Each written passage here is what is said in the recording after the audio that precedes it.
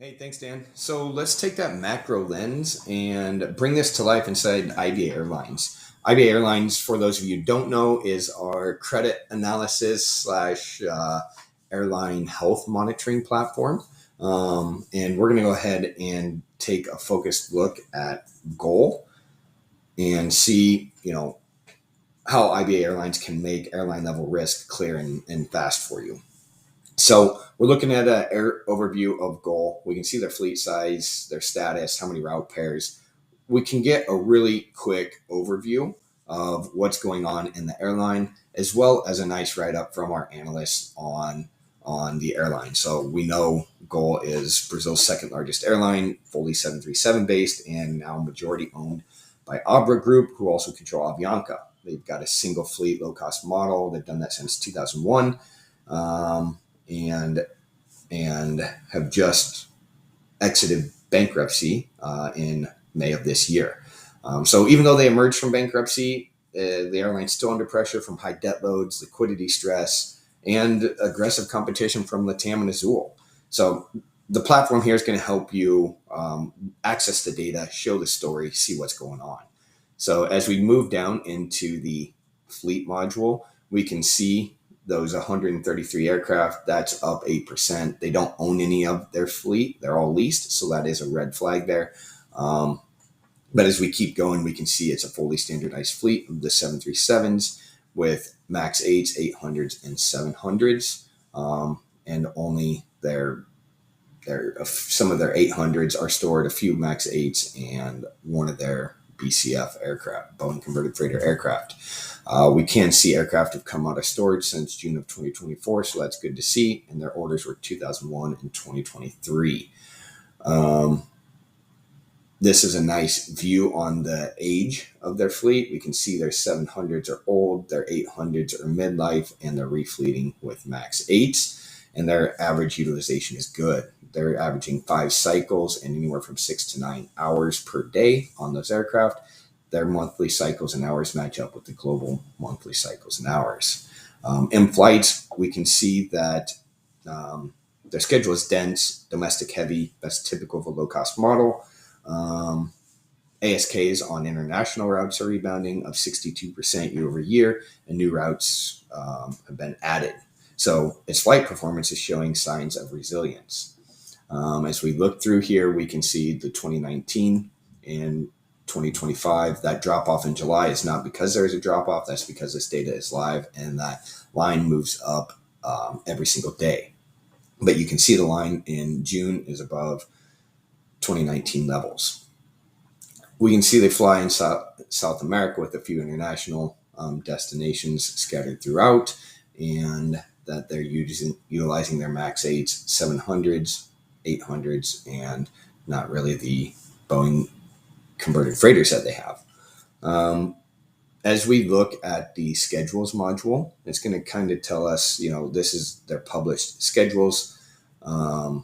Most major city pairs are back near 2019 frequency levels. Core trunk routes like Congonhas to Santos Dumont have recovered well. And you can surface all of that in the schedules module. Just cognizant of time, I want to get down to the financials. So you can see some key financial stats here. You'll see a lot of orange and red indicating, there's some issues going on. This commentary is written by our financial analysts, including CFAs. So it gives you some good background as to what you're seeing in the financial tables. Again, this is just the overview. You can see RASM and CASM on the airline. This is nice. You can see revenue according to our forecast down there at 2026 estimates in 2027, that they're bringing the cost down from 2024, 25, and then revenue exceeds in, looks like 2026 and 2027. You can get the deeper financials here with actual access to their full financials.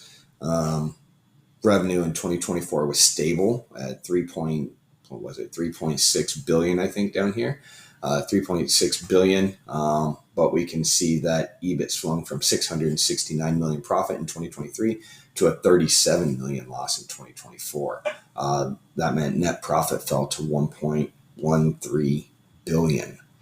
So really what happened here, it was 896 million in interest expense, 725 million in FX losses from a sharp weakening of the Brazilian real.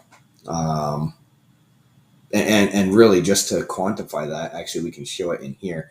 If we flip this from USD back to the native currency, you can see that in 2024 or in 2019, you got 3.9 Brazilian reais for $1. Here, it's, what is that? That's about 5.2, 5.3 Brazilian reais. So that's what, a 40% devaluation. For a USD leveraged carrier, that FX swing was catastrophic.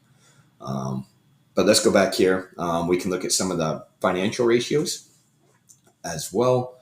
EBIT margin here is minus, it collapsed to minus 1%. Net margin minus 31.71%. Interest coverage ratio 0. Quick ratio, just, what is that, 0.3. So tight short-term liquidity. And on a per unit basis, we can see those numbers down here as well. So this is all exportable. You can take any of this data, you can export the airline, export the section, or you can compare the airline to other operators like Avianca, LATAM, whatever you want to do. It'll export in a nice Excel file for you. Again, cognizant of time, need to get moving here. Let's look at their score, because IBA scoring module gives you a look into what we think the risk of the airline is according to these metrics here, how they weight and how we score them. So you can see they're currently in 8C. And when we look here, we can see that goal strategy hinges on two things: cutting unit costs through the max fleet expansion and preserving liquidity through the restructuring terms. They restructured 1.7 billion in debt. They reached new tax deals, improved liquidity to 900 million. But their net debt is still 5.36 billion, and equity remains deeply negative, over 4.7 billion.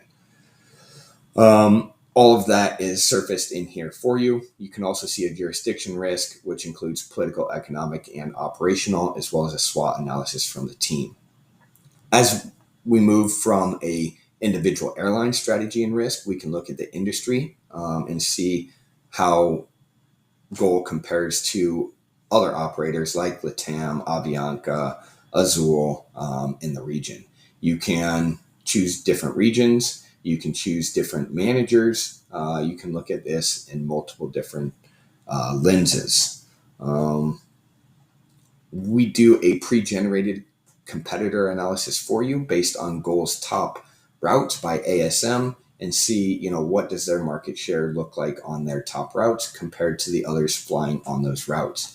You can look at the number of flights. You can look at ASMs, total seats, route pairs. You can remove airlines, add airlines, and then you can see financially, how do they compare? How do they look against their competitors who are flying on those routes? If you don't want the pre-generated comparison, you can use our comparison builder to create custom peer sets. You can compare GOL's liquidity, leverage, load factors to peers like Volaris, JetSmart. You plug them in here. You choose the metrics that you want to see. If we cleared these out of here, just for example, and plugged in GOL versus the TAM, and we hit apply, you're going to see all of these charts populate through 2019, our forecast through 2027, and it will show you the metrics that you care about, that you chose from above. All of this is exportable. You can download the report. You can choose the sections in the report. You can download it in a PDF or Word file to use however you want. So look, I'm out of time. I want to get it back over to Dan, but GOL, what I want to finish with is, GOL may look steady from a flights and utilization standpoint. The platform exposes the full picture, really. unsustainable financing, currency depreciation, and the structural cost gaps that drove them into and now out of restructuring. So with that in mind, I'm going to hand it back to Dan for a look at Q1 results and what to expect for the rest of 2025. Over to you, Dan.